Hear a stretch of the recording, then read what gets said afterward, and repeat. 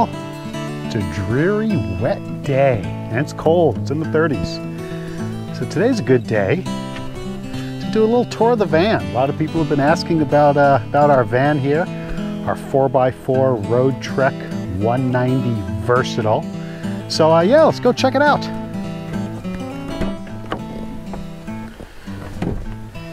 It's a Class B van, which means that it's built within an existing van. Class Bs tend to be a lot smaller. There's downsides to that, of course. Bathrooms are tiny or non-existent. But the positives are you can go anywhere. This particular one's a 4x4. You know, we don't do off-roading with it, but it's great in the snow and the ice. So we can take it anywhere, and it parks in a normal size parking place. So let's start up in the cab. So this is a Chevy 3500 Express, 2006. I think the actual chassis is a 2005. And when Roadtrek did the conversion, it becomes a 2006 Roadtrek. The only upgrade to the cab since 2006 is the addition of Apple CarPlay, and that is wonderful for navigation, to have, you know, all the music in the world available to us on demand. It's a 8-cylinder engine. It's got 78,000 miles on it. We probably only put, you know, 5,000 or 6,000 miles on it a year, and you know, this will probably last us another good 5 years. So one thing you'll notice here that's not part of a standard Chevy 3500 is the 4-wheel drive. So we've got 4 low and 4 high, and of course 2-wheel drive. Now the problem with this is that the captain's seat can't swivel around when we have this thing in. So what I do for most of the time when I'm not expecting to be using the 4-wheel drive is I simply take this out and store it back here. And then we can swivel around and use the front area as part of the rest of the cabin. So both of these captain chairs turn around, and they're comfortable. There's normally a 4th seat here with a seat belt. The previous owner pulled this out and replaced it with this couch, which is great. I mean, when you're sitting here in the captain's seat, you can put your feet up. There is a 3rd seat here with a seat belt. So legally we can only carry 3 people: the passenger, the driver, and the rear seat passenger. That seatbelt though allows us to strap in a car seat so we can take our grandson along with us on adventures. And with the end of COVID-19 and the pandemic, we're hoping that starts to happen pretty soon. So one of the cool things about these little vehicles is how versatile they are. So you saw how I was able to turn around those 2 front seats. We can make that into a little dining area, and as everything else is, it's all tucked away nice and easily. We've got this great table that comes with the vehicle. It's off center, so we can spin it around and get it different distances away from the various seats. And then these leaves open up for playing cards, for eating dinner, for that kind of thing. So we've got the table. We've got the pedestal, and setting it up is just a matter of placing the pedestal in here, plopping this on top, and then we've got a table. It can be as big or as small as we want. So we'll typically use this for eating or playing cards.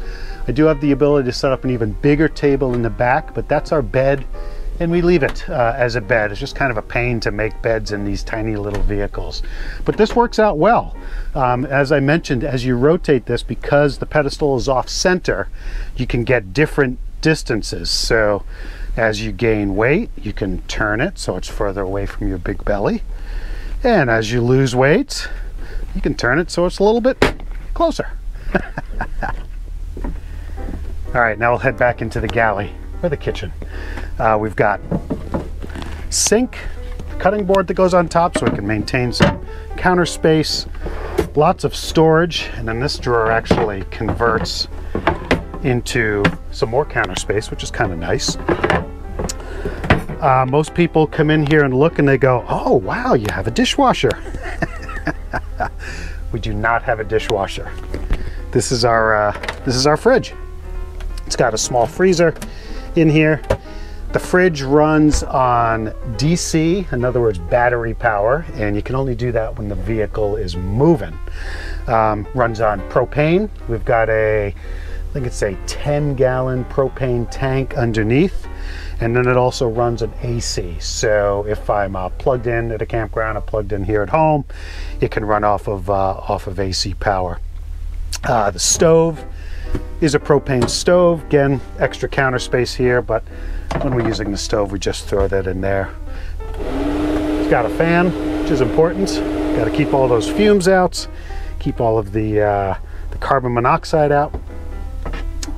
But yeah, it really works nicely. You know, so you've got this additional counter space here, as I had mentioned, and then over on this side, this pulls out as well. So you have a nice work area.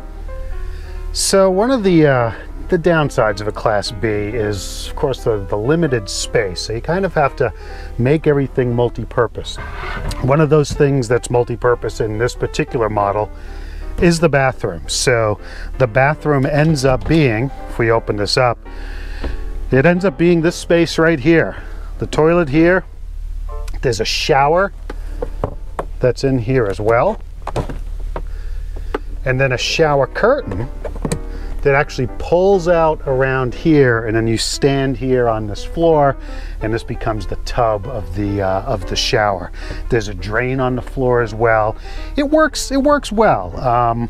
I'm the only one who's done it. Nobody else has dared to use it. But when I'm out mountain biking or something for a couple of days and just need to rinse off, this is just it's convenient. It's great to have it, but you know, it's a kind of a hassle to have to dry the shower curtain and everything before you stow it away. The bathroom itself, actually, you know, you create yourself a little bathroom by opening this up, and then if I open this door as well, this door here opens up, and it creates a little private space. And then in the back is the bed. Now, this is the versatile model. The other popular Roadtrek 190 is the popular model. The versatile has the bed going from side to side, so it's just shy of a queen bed in width, but length is pretty tight. I'm 5'8", and my head touches one end and my feet touch the other. Storage is great. That storage goes all the way into the back. Same on this side. That goes all the way into the back. We have an air conditioner. The air conditioner only works when we're plugged in or running the generator. It's also a heat pump, so when it's above 40 degrees and I'm plugged in or on generator, I can turn that on and I get some heat out of it. It's not a whole heck of a lot of heat. Most of the heating that we do during the winter when we're staying in here when I'm mountain biking is using the propane heater. So it's got a great propane heater, uses a little bit of DC electricity, keeps this place nice and toasty warm. So one of the things that's nice about this 2006 model Roadtrek are the systems. So I don't have any solar. I'm running on 2 coach batteries. They're 12-volt deep cycle batteries. Those batteries are charged when I'm plugged in, they're charged when I'm driving, or they're charged when I turn on the generator. It allows us to run the microwave without being plugged in, and it does charge up the battery.